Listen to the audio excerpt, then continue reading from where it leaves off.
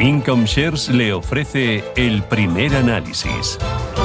Con Ignacio Baquiano. Ignacio, ¿qué tal? Buenos días. Buenos días, Susana. Deliver Sales aquí en España, Country Head. Oye, mercado americano, llevo 2-3 días escuchando solo plan fiscal de Trump, crisis de deuda global, miedo a los mercados, 2007. ¿Qué está pasando? Primero, explícanos este plan fiscal, ¿qué supondría para el mercado de la deuda en Estados Unidos? ¿Por qué el mercado está tan inquieto?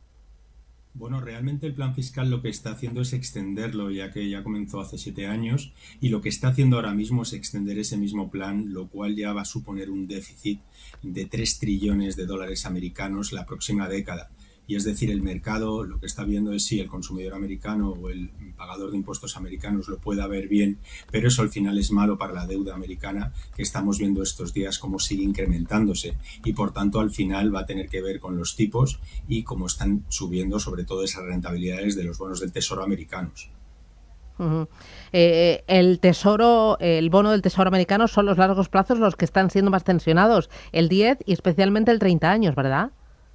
Sí, también te mencionaría el 20 años, que justamente esta semana ha habido una subasta y la rentabilidad en esa subasta ha sido el 5,01%.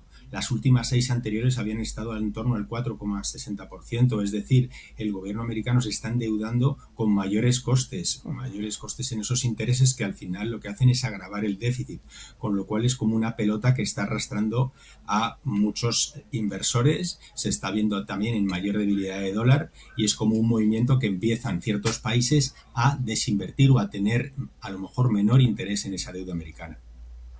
Claro, ¿cómo se está comportando en esta semana ante este plan fiscal de Trump? Además de los bonos, el dólar y también la bolsa. ¿Hemos dejado los aranceles a un lado y ahora lo que importa es plan fiscal de Trump y deuda?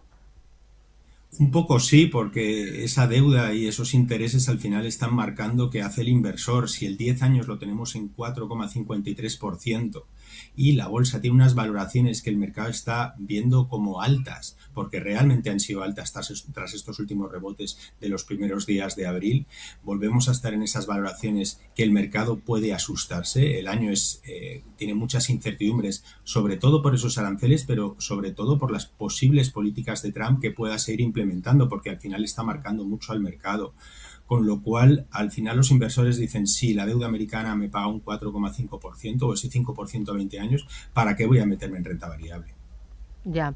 Oye, siguiendo con Trump, ahora ya nos metemos en valores y en datos macro. Escuchaba ayer que tiene la intención de volver a sacar a bolsa a Freddie Mac y Freddie Mac, Freddie Mac y Freddie Mac, ya me lío.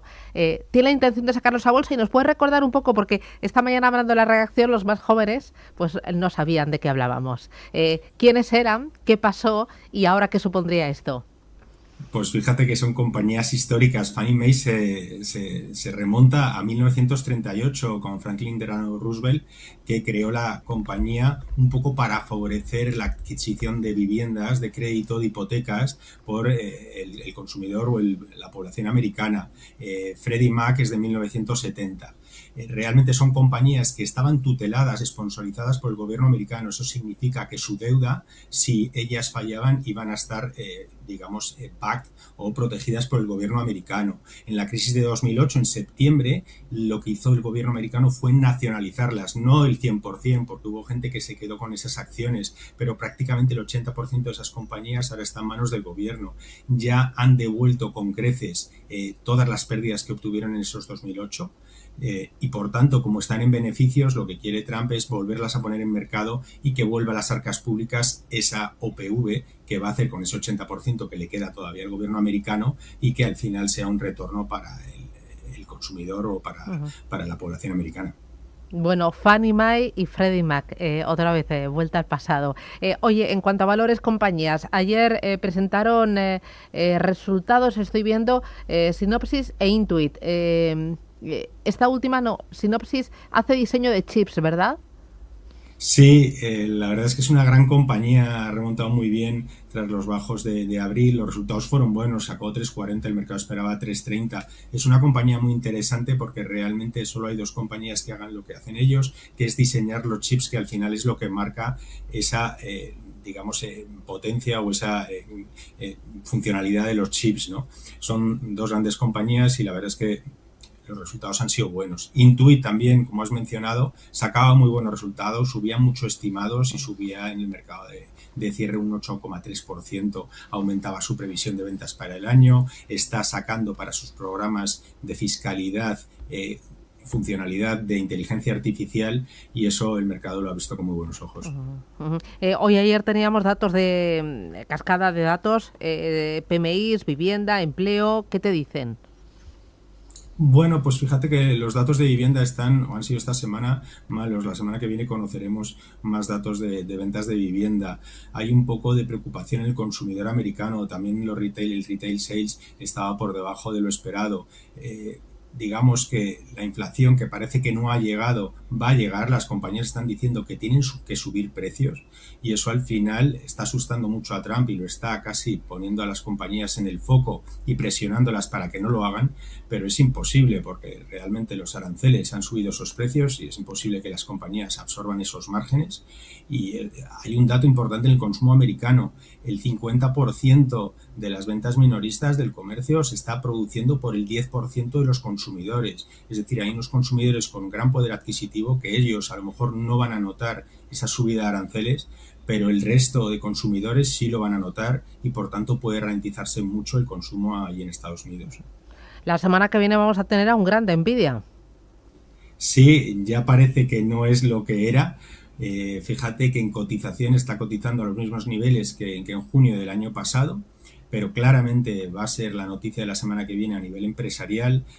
Parece como que el CEO se ha convertido en una nueva estrella geopolítica, se pasea con Trump en Medio Oriente cuando ha estado en Arabia Saudí y Emiratos Árabes. Va a hacer una gran inversión con fábricas en Estados Unidos, han prometido 500.000 millones de dólares y eso Trump lo ha visto con buenos ojos, pero está muy en entredicho cómo le puedan limitar sus ventas a países como China, que representan el 13% de sus ventas, o a Taiwán. Por tanto, yo creo que clave, veremos si sigue creciendo como en los últimos trimestres y qué tiene que decir en cuanto a la inversión que siguen haciendo las compañías en inteligencia artificial, que por ahora sigue siendo grande, pero veremos en qué momento o si en algún momento empieza a ralentizarse ese aumento de CAPEX por parte de estas grandes empresas tecnológicas. Y luego la semana que viene, el lunes es festivo, es el Memorial Day, pero luego tenemos un dato importante, ese que mira muy de cerquita la Reserva Federal, Jerome Powell, que es el deflactor de precios, el PCE. Sí, efectivamente, saldrá el viernes que viene el deflactor de precios, el precio índice de consumo del consumidor americano, que la FED está mirando con lupa. Veremos cómo viene. El dato anterior fue 2,6% y plano en la mensual. Pero realmente, como te decía, no hemos visto en datos de inflación que estén subiendo todavía los precios, pero sí creo que esa subida se va a producir y por tanto la FED por eso está en esa tesitura de esperar a si efectivamente se produce por los aranceles la subida en inflación y es casi lo que más teme. Hemos visto cómo la FED ha bajado tipos y desde septiembre el bono a 10 años de 3,6% de rentabilidad ahora está en 4,50%. Es decir, como es lo contrario la FED bajando tipos y sin embargo los intereses del 10 años y del 20 y 30 años como comentábamos antes subiendo. Con lo cual ahí está toda la preocupación del mercado y preocupación con si la FED no llega a poder bajar los tipos como pensamos los inversores o como piensan ciertos inversores. Ya sabes que yo siempre soy mucho más optimista en esa bajada de tipos, puesto que la FED está, digamos, muy atada. Muy bien. Pues Ignacio Aquilano, Lever Shares, veremos cómo se da el viernes y luego la semana que viene. Cuídate mucho y buen fin de. Muchas gracias, buen fin de semana. Hasta pronto. Adiós, gracias.